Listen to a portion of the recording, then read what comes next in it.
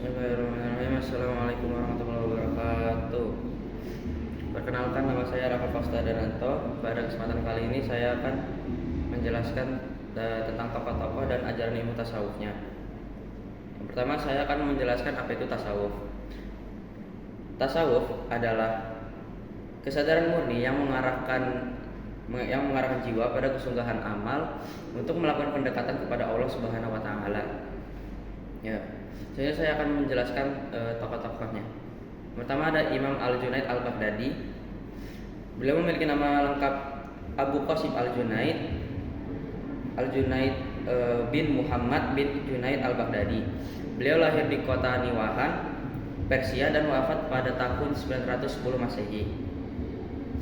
Ajaran tasawuf Al-Junaid berpusat pada konsep khauf dan roja. Khauf itu artinya takut dan roja itu artinya berharap kepada Allah.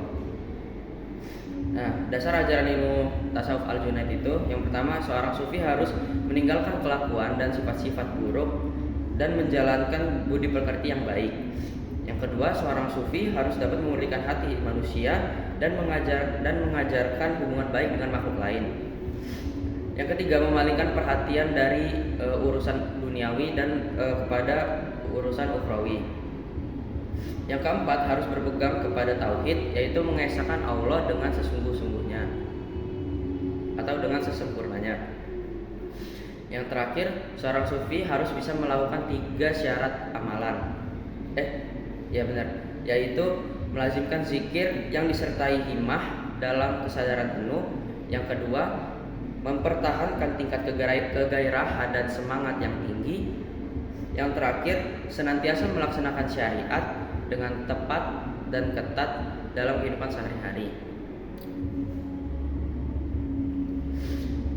Selanjutnya ada Robiah Al-Adawiyah.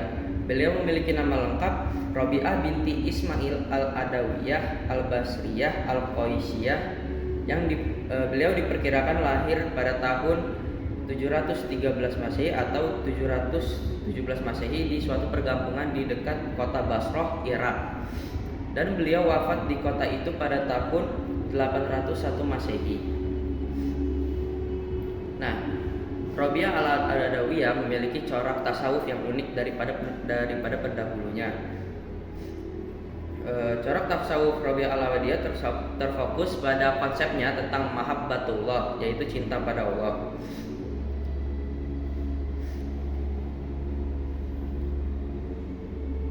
Beliau mengungkapkan perasaannya tentang cinta ilahi dengan 2 corak cinta. Yang pertama, cinta karena diriku dan cinta karena dirimu.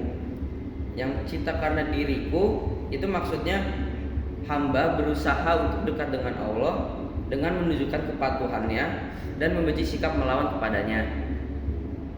Yang kedua, cinta karena dirimu. Pada makom ini Robiah Al-Adawiyah mengalami kasyaf, yaitu keterbukaan tabir yang selama ini menghalangi hamba dengan Tuhannya. Yang selanjutnya ada Imam Al-Ghazali. Nama lengkap beliau adalah Zainuddin Hujjatul Islam Abu Hamid Muhammad bin Muhammad Al-Ghazali. Beliau lahir di kota Tus di Khorasan pada tahun 450 Hijriah. Dalam kitab Ihya beliau, Al-Ghazali menyebutkan 8 maqam sufi, yaitu taubat, sabar, syukur, berharap atau roja, takut, khauf, zuhud, tawakal, dan cinta atau mahabbah. Cinta adalah maqam yang tertinggi untuk membuahkan rindu. Untuk melewati setiap tanjakan, seorang sufi harus melakukan riyadah dan mujahadah.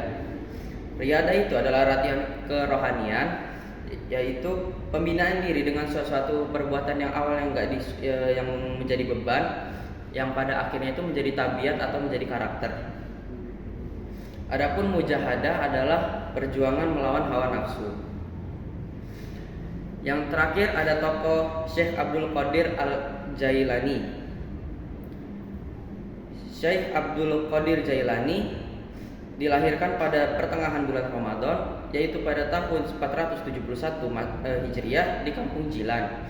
Ibunya bernama Ummu Al-Khair, induk kebaikan, Amat Al-Jabbar, khodam Tuhan yang Maha Perkasa, Fatimah binti Abu Abdillah As-Sumal, seorang ibu yang banyak memiliki karomah dan ahwal.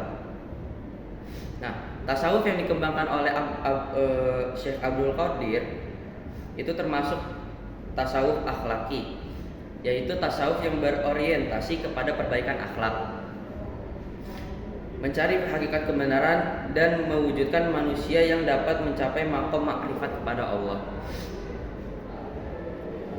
Bagi Syekh Abdul Qadir, bersuci itu terbagi menjadi dua. Yang pertama, penyucian diri secara lahiriah, yaitu dengan wudhu atau mandi. Yang kedua, penyucian diri secara batiniah, yang diawali dengan kesadaran akan adanya kotoran pada diri manusia tersebut atau yang disebut dosa. Syekh Abdul Qadir melihat ajaran Islam dari dua sisi, yaitu lahir dan batin.